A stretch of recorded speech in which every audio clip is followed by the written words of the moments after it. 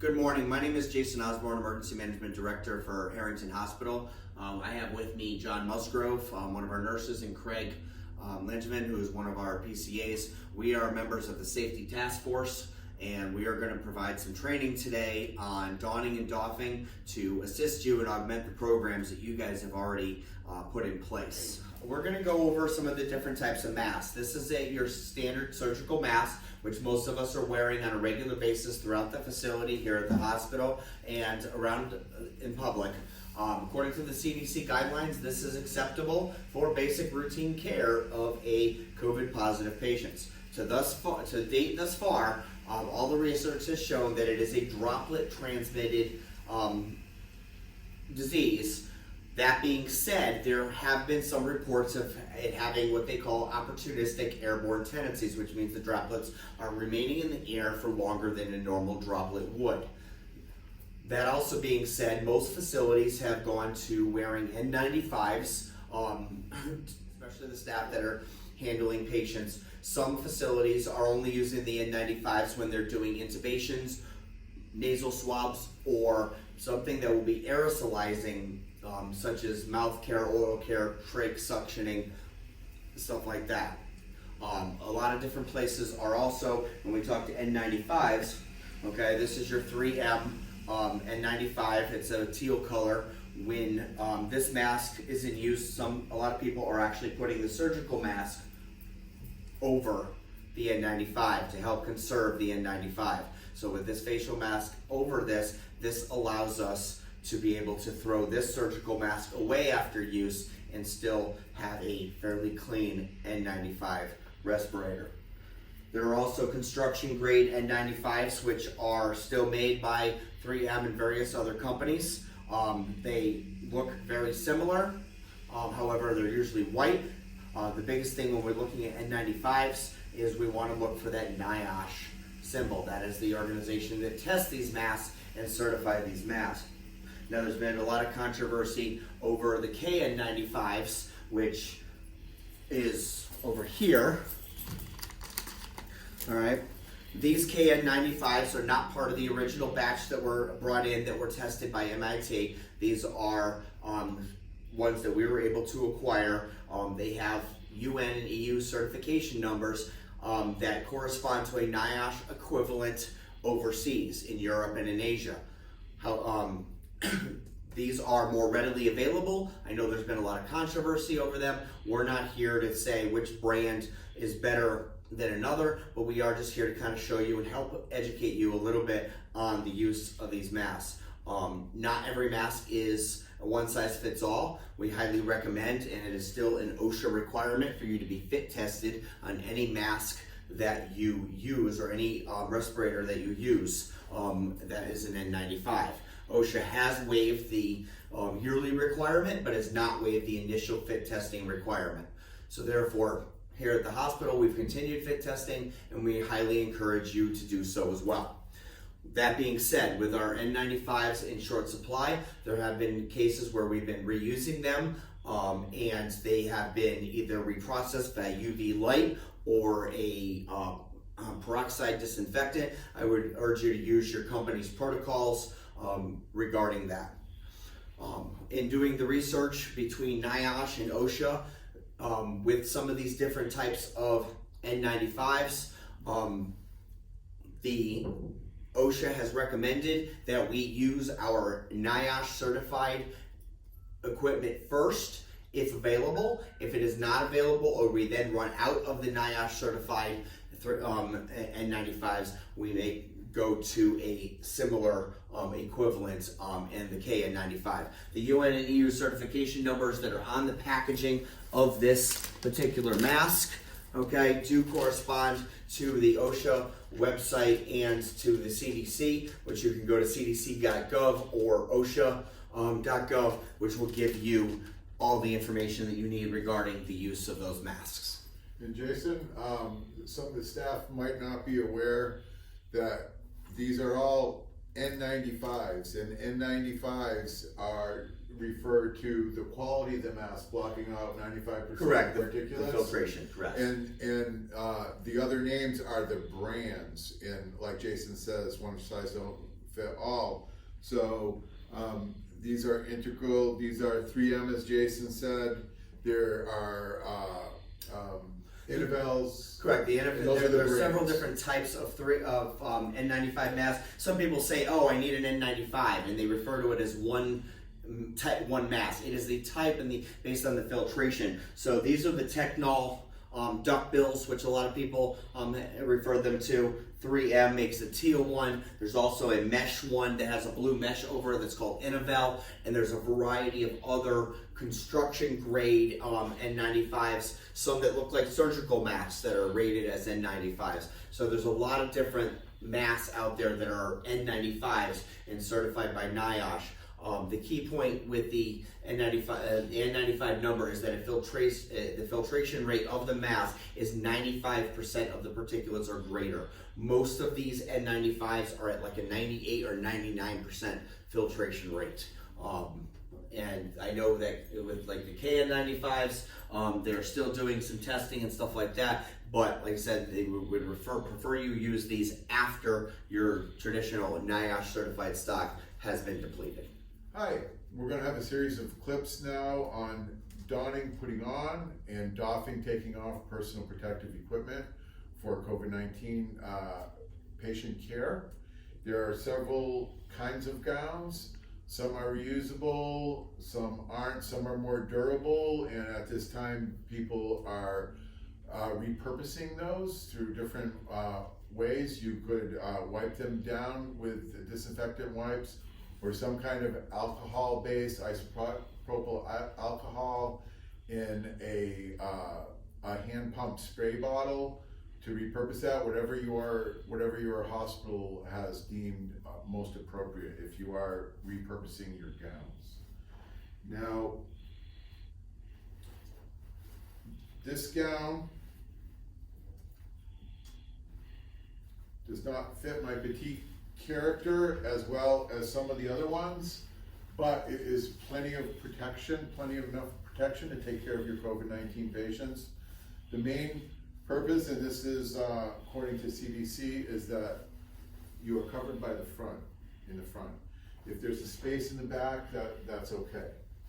And we are also encouraging, if it's possible, to have a buddy system where people can help you tie them.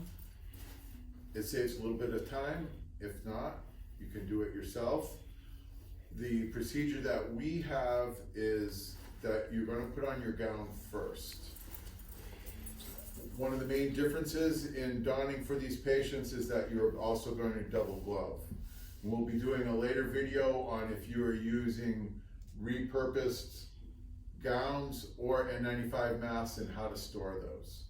So in the donning, you are going to have eye protection that may be a shield, a face shield, a set of goggles, or the simple surgical mask that has the shield that comes up. All of these are appropriate for protective eyewear. Regular eyeglasses are not appropriate. If you're using goggles, you may have to take off your eyeglasses, as I will. Okay, so the first thing you want to do is put on your gown. Then you want to put on your mask. If you have an N95 mask like this, in our training, I like to tell people, because there's no unawkward way to put these on, but if you take your hand and have the elastics under your hand like this, okay, taking off your glasses is a good idea. You take the top strap first and you put it down about the top of your ears. Then you grab the bottom one and you put that and try and keep that a little higher than the top one so it crisscrosses, gives you the best fit, form it around your nose, okay? Then you want to put on your eyewear, and again, these are all clean, these have not been used, so that's what this video is. You put on your eyewear. Then you want to double glove. And we will show you in another video, there's a extra procedure if you are using a gown and mask that have been reused. One of the most important things is you want to get the gloves over the sleeves, because that will make doffing safer. Now, if you're like me, you're almost in between sizes. If you can put a smaller size on and then a larger size, it makes it a little bit easier, but it's certainly possible to do both sizes like I'm going to now. And one thing we want you to remember is that in the hospital setting or in whatever setting you're in, long-term care facility, is that there are no emergencies when it comes to COVID-19 patients and getting your PPE on appropriately, okay? So even if the patient, at the worst case scenario, let's say is in cardiac arrest, we need to make sure that everybody is safe that is entering that room, which is why it is that much more important to make sure that we have some type of a buddy system or somebody that can check to make sure that they have the appropriate gear before entering that room, because your safety and the safety of your staff is number one priority. Thank you, Jason.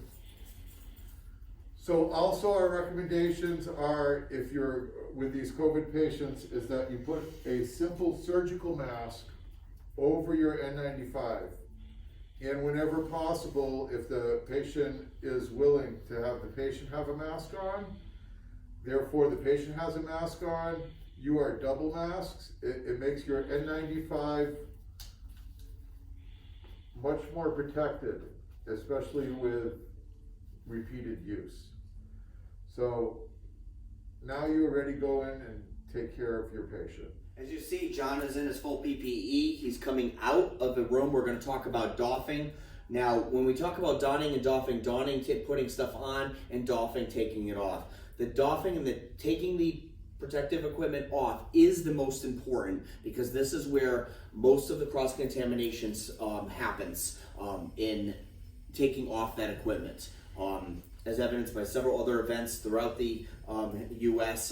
In regards to Ebola and stuff like that. Now, a little bit into my background, I have spent several opportunities of training around the country, most specifically at the Center for Domestic Preparedness in Anniston, Alabama, where we've actually worked with sarin and VX nerve agents.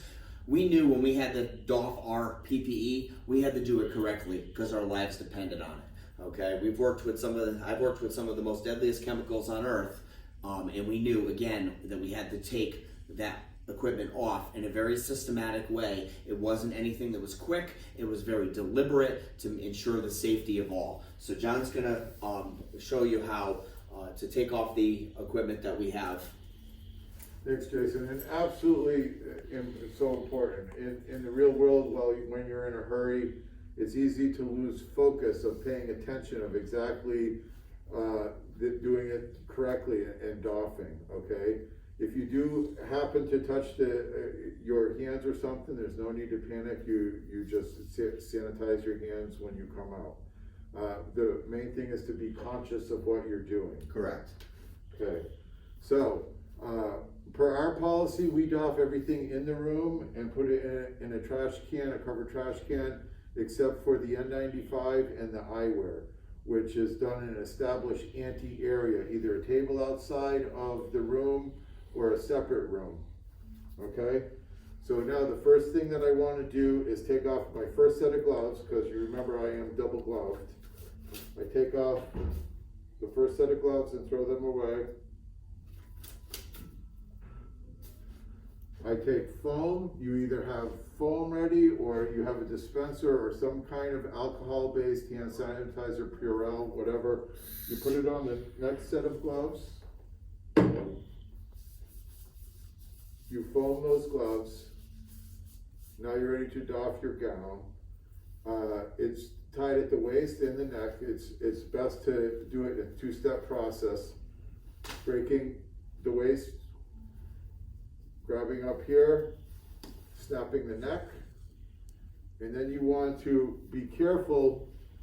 Turn your hands outside like this as you work the sleeves down. So I'm not touching the inside, I'm still only touching the outside. And I am starting to roll this up, only touching the inside at this point. Then here, this is the inside of the sleeve that I'm taking this thumb. I'm going down my wrist into the palm of my hand and doffing the glove inside the sleeve. This sleeve, I carefully made sure my gloves were over the sleeve, so as I stick my bare thumb in here, it's going from the inside of the sleeve to the inside of the glove, and I'm doffing it inside the sleeve once again, throwing it away, okay? I want to take my simple mask off by not touching the front, only touching the straps on the ears, throwing that away. Then I want to step outside of the room to my designated area, okay? You take off the goggles the same way, and again, this is either way, if you feel more comfortable to put on a third set of gloves to take these off, or just sanitize your hands after, either way is acceptable.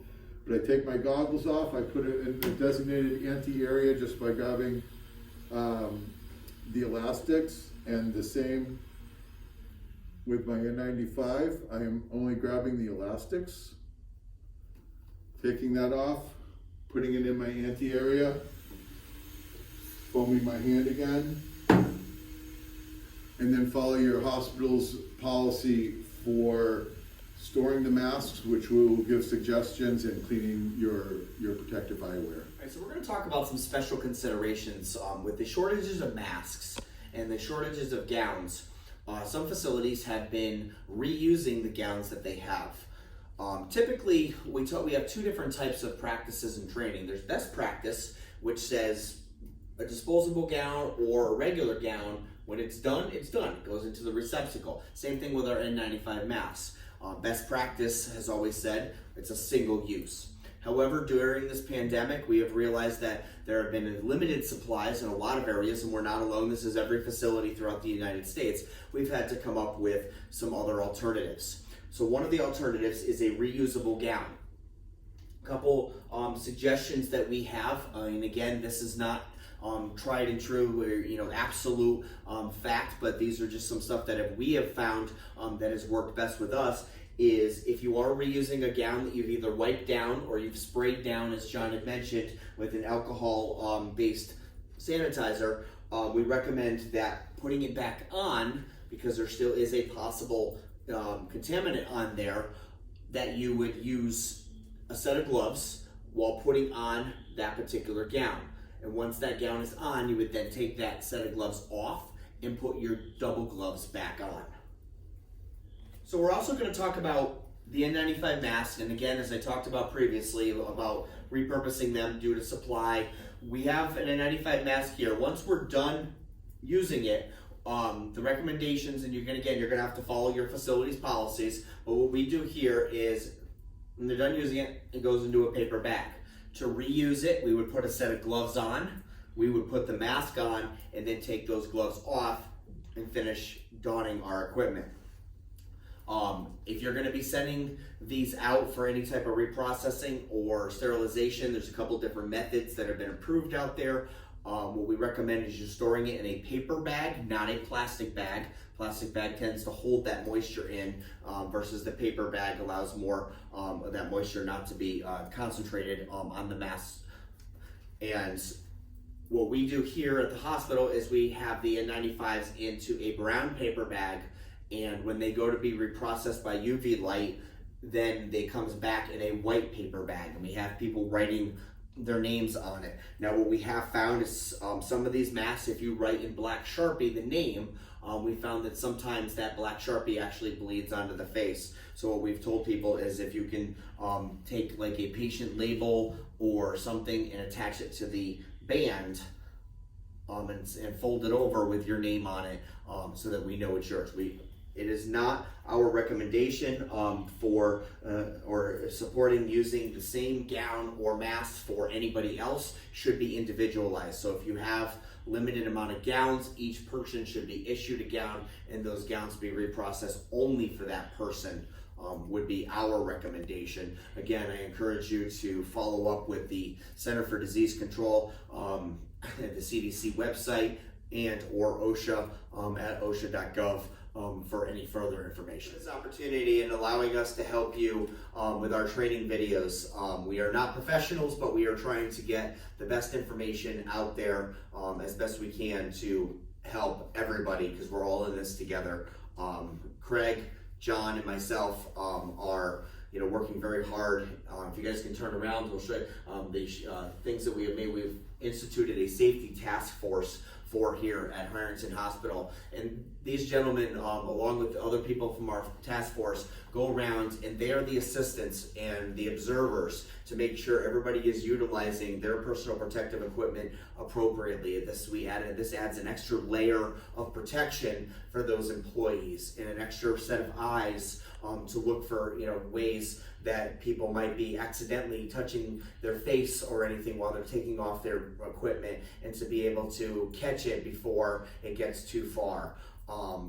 All this is in the name of safety and to be able to provide our staff here with the best protection and knowledge as possible. And if you guys have employees that might be able to do similar positions, whatever facility you're at, I would highly encourage you to have some people assigned as a safety officer per se, to watch out and to add that extra layer of security for your people. So again, my name is Jason Osborne, Emergency Management Director for Harrington Hospital, and I thank you for your time.